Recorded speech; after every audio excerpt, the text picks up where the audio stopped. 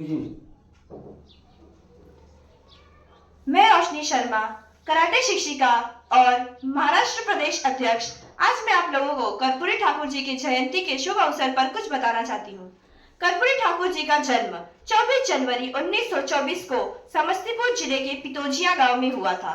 वे एक साधारण किसान परिवार से ताल्लुक रखते थे। उन्होंने अपनी पढ़ाई पूरी करने के बाद एक शिक्षक के रूप में काम किया, लेकिन उनका मन देश की सेवा करने में लगा रहा। वे छात्र आंदोलनों में सक्रिय हो गए और धीरे धीरे राजनीति में भी सक्रिय हो गए।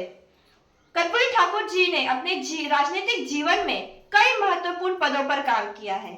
उन्होंने शिक्षा के क्षेत्र में कई महत्वपूर्ण कदम उठाए हैं। उन्होंने गरीबों और पिछड़ों के आरक्षण के लिए व्यवस्था की है।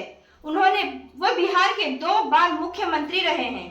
उनके मुख्यमंत्रित्व काल को बिहार के इतिहास में स्वर्ण काल माना जाता है।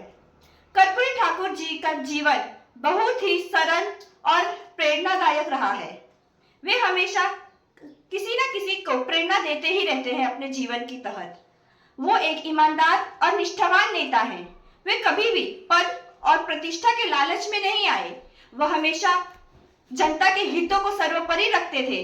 वे हमेशा हमारे साथ जनता के बीच में बैठते थे और उनकी समस्याओं को सुनते थे।